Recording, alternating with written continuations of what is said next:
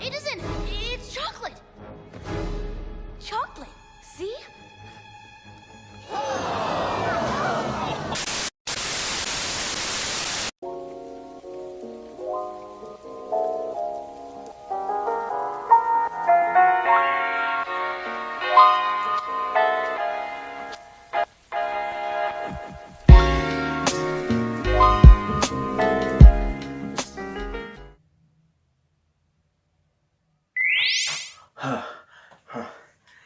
Yeah, that figures I'd be back.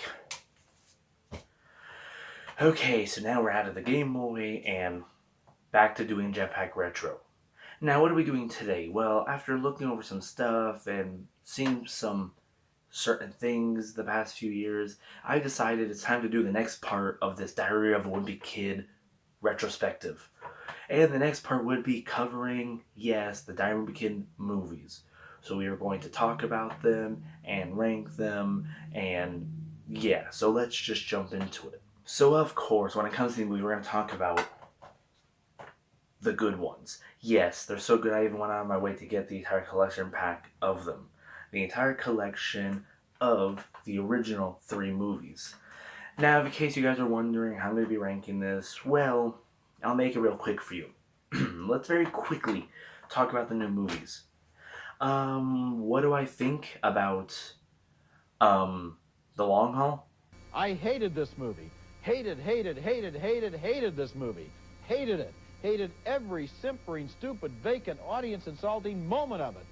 And what do I think about the Disney Diary of a Kid movie? I hated this movie. Hated this movie. Hated it. Hated every simpering, stupid, vacant, audience-insulting moment of it. Or its sequel, Roderick Rules? I hated this movie. Hated this movie. Hated it. Hated every simpering, stupid, vacant, audience-insulting moment of it. Yeah, so I hope that answered that quickly, just straight to the point. That's how I feel about those movies. Now, let's rank the actual, what I think are the only ones that count, and tell you what I think about them. So, let's get to what the bottom of these movies are, since we already established the other ones are just beneath them to trash level. So, let's get to it.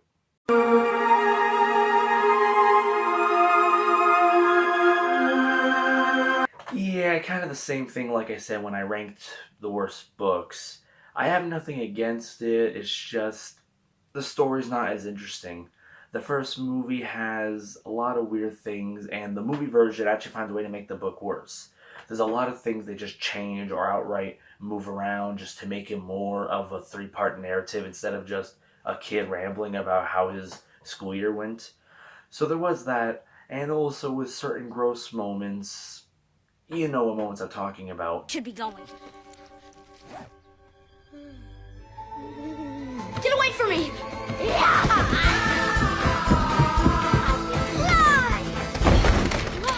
Have fun with it, please.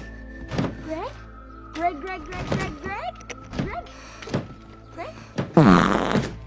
Which I don't mind. I mean, it was in the book. It's fine. But like I said, this has to do with the fact that even like my last video I did on Diary of a Kid, I'm just not a fan of the first book. Out of all the books, the first one has always been like close to the bottom for me, low tier. Just because I think it's very simple, the story's not that interesting, and I really do get annoyed by this annoying long plot about these random bully teens that just won't leave Greg and Riley alone. I just found it annoying. It wasn't for me, but it's alright. I saw this first one in theaters when it came out because that's how big of a deal this book series is to me, and it was fine for what it was. Although I never ever put this movie on ever again. No joke. I never watched this first movie again in years. I saw it once, then again on DVD, never saw it again. And to this day, I will only ever, even with friends and stuff, only ever put on 2 and 3. I'll only ever watch Roderick Rules and Dog Days, and that's about it. So yeah, that's why it's getting the bottom slot.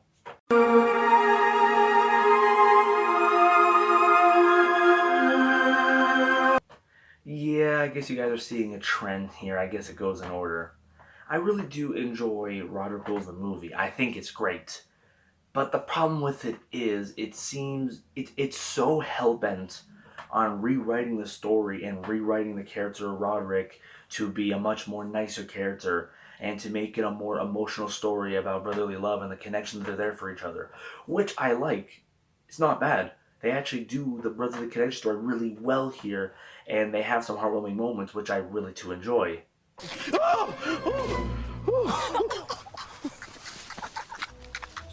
Okay. Very funny. Very funny. But just once again, comparing it to the book, it's not that fun. The book is funnier.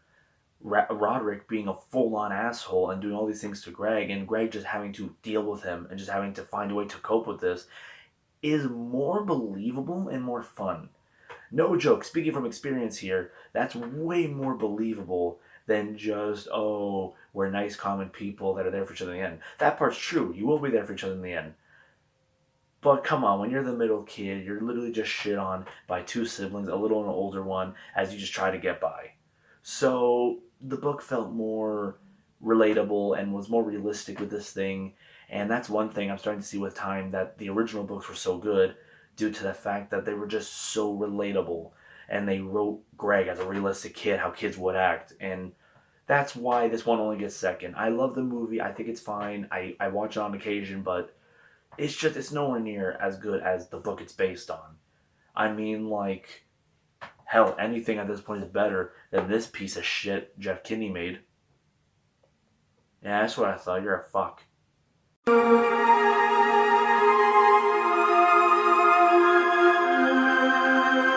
Yeah, like I said, probably no surprise to anybody. Yeah, Dog Days gets the best one. Now, let me tell you a little story. When I was a kid growing up and I saw the trailer for this, I was fucking pissed and I was livid. Only because I was like, hey, the last two were good. They were fine. They're not amazing, but they're good. And I can't wait for the last straw to be next. I can't wait for the last straw. They're going to do the first 4 books. Can't wait. And then I saw this.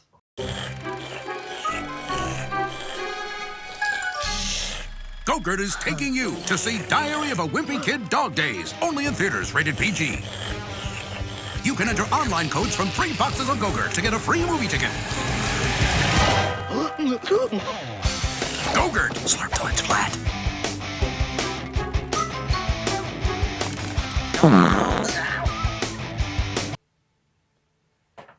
And I was fucking livid. I'm not even kidding. I really love The Last Straw. It's one of my favorite books, which you guys will see next time we cover this. It's really a good book to me. I love the storyline with the dad. I love him showing how wimpy he is and trying to deal with it. I really love this book. So when I saw, we're just going to skip it and just get straight to the point of the ending right now and just call it quits, I got annoyed. Because 1, I like The Last Straw. I don't think it needs to be skipped. And 2, it just felt like they were calling it quits and they were done. They were like, you know what, just skip it, get to the last book, and we're done. So it really annoyed me. But then they did a weird fucking fusion where they're like, hey, yeah, we're just going to fuse the story of The Last Straw with the story of Dog Days. And that just, like, why? So they were basically like, well, I mean, just grab the story of The Last Straw, and since there's not much going on in it, background-wise and atmosphere-wise, just have it take place in the genre of summer movies and just make it take place during Dog Days, because that's a summer flick. Which, yes, I even read the Diary of a Kid movie book, and that's even what they claim, too. They even claim in the movie diary that it was due to the fact that they were like, you know what, for the next movie, we need to shake it up. It needs to be fresh. We need to have a new environment for it. We're getting kind of sick and tired of just him in school and stuff. So summer it is. And you know what, for the fact that this movie is number 1 on my Wimpy Kid movie list, it worked. Yes, they end up doing just like what they did in Roderick Rules, where instead of just the realistic nature of it, they go for a very soft and humble father-son bonding story. Which is fun. It's actually done really well here. And yes, I think many people have said this before, the bonding of the actors, like how well they play off each other, is so well done. It's just amazing. The way that the actor of Greg's dad and the actor of Greg just work so well and mesh, and this family truly feels like an actual family, which, by the way, they even cover in the book, was intentional. In the Wimpy Kid Diary, they also show that, yeah, we had these characters for real go to dinner with each other, go to family places, and actually bond as a family. So it looked real good on screen. And they nailed that. It does. It feels like I'm watching Real Family. The chemistry between Greg and his dad is really well done here and makes for a fun movie. The trick is to be responsible and to learn from your mistakes. And you can do that. You're a really great kid, Greg. And I'm not just saying that because we're a lot alike.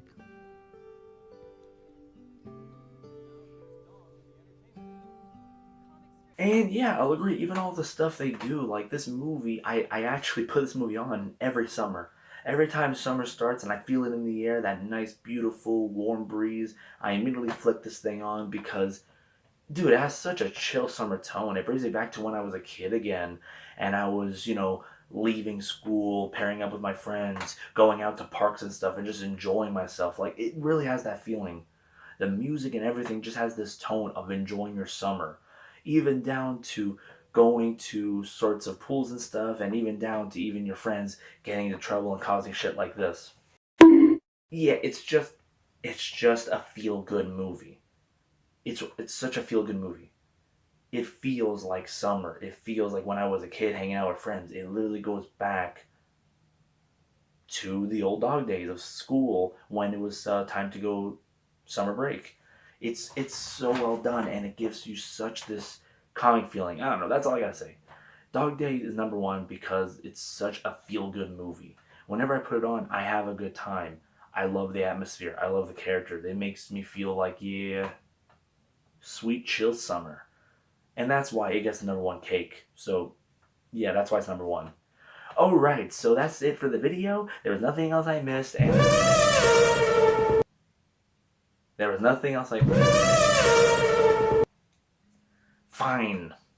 Let's very briefly talk about the piece of shit garbage movies that don't count. I already briefly mentioned in my last Wimpy Kid video ranking spin-off books how much of a piece of shit the movie based on Long Haul was. That movie is beyond cringe. Anybody at all that watches it will literally end up going into a coma just from how fucking stupid and cringy it is. One, why replace the actors? Yeah, they would have been older, but you could have done something where, hey, this is a movie about Greg and stuff getting ready for college, so the mom decides to have one last family vacation with them before they leave. Boom. Problem solved. You could have had this as a big goodbye hurrah to the Wimpy Kid movie. I even went out of my way to make sure that when I got the Diary of a Wimpy Kid movie collection book, I made sure, I literally said, like, if I'm going to get this book, it has to be only the first 3 movies. If it at all is the one that comes with bonus long haul movie facts or anything, I am not getting it. And I did. But that's why it's annoying, because, like, you could have just wrote it that way. But anyways, let's see the movie as it is. The movie as it is a cringy, stupid fucking mess. All they do is go, alright, let's replace the characters with really bad knockoffs. Thank you. Oh, my drum solo was coming up. It's 13 minutes of heaven. Nuh-uh. Country. And then, let's fucking make the storyline as cringy as possible. Let's do it where, oh yeah, no, the movie's now just about fucking social media and video game crazes and fucking ninja knockoff, stupid, retarded, fucking cock-munching streamers. Like, Playing Mushroom Makoto. This game's Japanese rental. And yes, What? Mushroom in a kitchen? You got shroomed. that's how Digby do it. That's how Digby do it. do I really need to explain further why this is a piece of shit movie?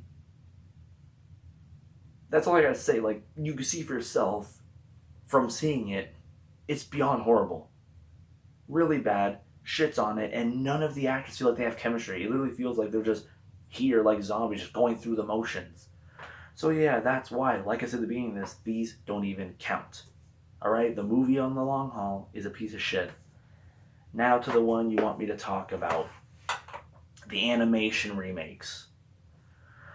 I remember when I saw that test demo of him with the snowball, and it looked like the Peanuts movie, which has a really damn good animation, and I was excited for it. I was like, you know what, it might work.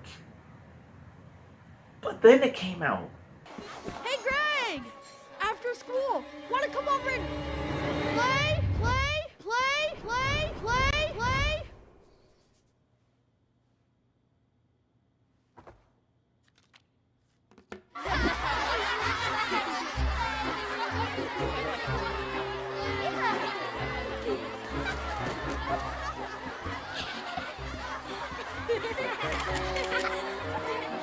Oh boy.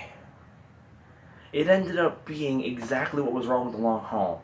It ends up being some stupid fucking thing where they rip the book apart, make it completely unlike the original book. Everything that made the original books, you know, enjoyable and being able to connect with it and acting like how an actual kid would just got thrown in the fucking trash. For some reason, Jeff Kinney's obsessed with this image of, no, you guys are wrong. My original books are actually fucking bad, and Greg is actually a sweetheart where other people hurt him. That's what he is. Nobody gives a fuck, Jeff. No one gives a fuck, Jeff. No one does. Honestly, when I found out that it was actually him that wrote this piece of shit, the screenplay at least, and then I saw some stupid fucking note from him where he established that he wants to do this to fix the fucking books for some retarded reason to make them better. What are you on about? I'm sorry, but hey, after reading your last piece of shit no-brainer, I now understand that I'm now reading the words of a fucking madman. The original books are great. They're amazing because they were literally exact to how a kid felt. They literally were connectable. Yes, Greg can be a prick and he uses people, but some kids were like that growing up. And it's a character trait that's actually funny and enjoyable to watch. Now, him being a sweetheart where everyone else is a prick to him, including fucking Rowley for some reason, like, it just doesn't work. Rowley's whole character is that he is very sweet and naive. He's an idiot, that's the point, but an idiot in the sweet, caring way. He acts the way he does because he genuinely is a kind person that wants to do the right thing.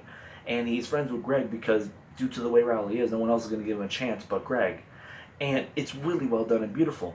In the original movies, the highlight of the first movie is literally the scene when they have the fight about the fucking scouts. You know, when they're like those fucking scout guards that have to help the kids walk to school and stuff. When they have that blowout about that, and they have this genuinely, I actually like it. I could say whatever you want about the first movie, but that emotional moment where they finally break apart and aren't friends anymore because Rowley realizes, yeah, you're being a prick, and I've taken enough of your abuse, is really emotional. You know what, Greg? You're not a good friend. Whoa. How could you even say that? I'm a great friend. If you were a great friend, you would have told Mr. Winsky the truth. Okay, one thing. You can't get mad about just... You only care about yourself. You hated my cartoon. You made fun of my clothes. You disrespected Joshy.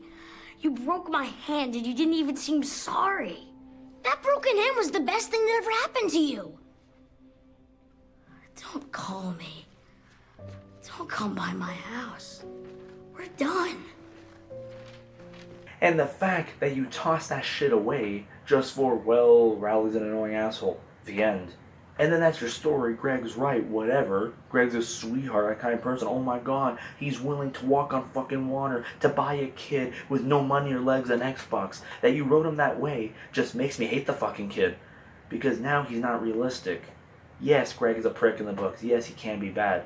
But even the books show that he's not a horrible person. He does do the right thing in the end. When push comes to shove, he'll make the right call. Now, he won't be a fucking saint and buy everyone a free PlayStation 5, but he'll at least do what he can with what he has. And then you just change him where now everyone else is a prick to him. He's the saint here. The fuck are you doing, Jeff? But hey, like I said, after reading this piece of shit, you've checked out. Jeff, whatever the fuck is happening, you checked out, you don't give a shit, and you're just scribbling fucking shit on the paper and just selling anything anymore. I'm not even kidding. I don't even know if I'll get into the Diamond Kid book after this one. It was genuinely that bad.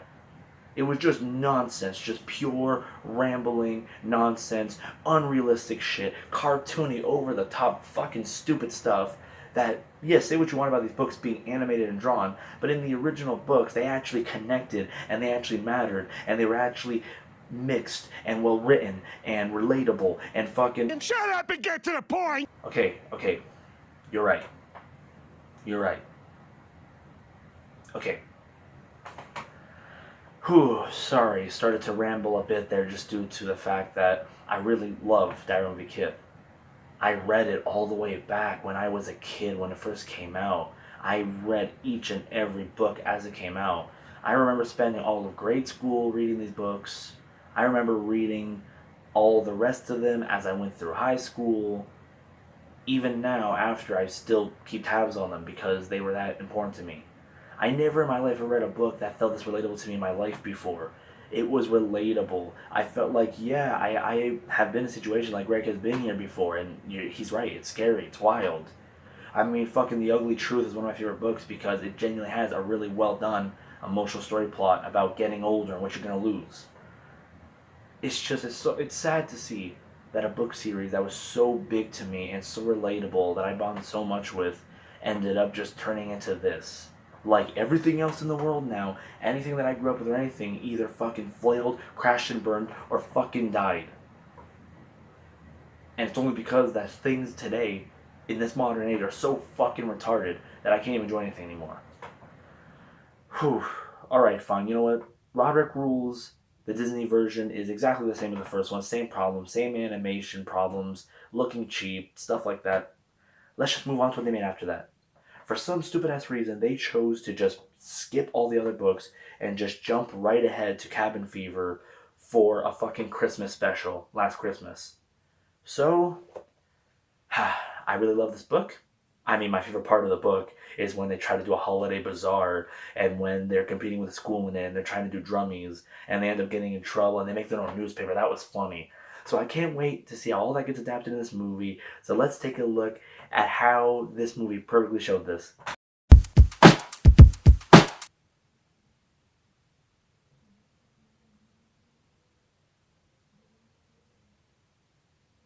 I don't want to live on this planet anymore.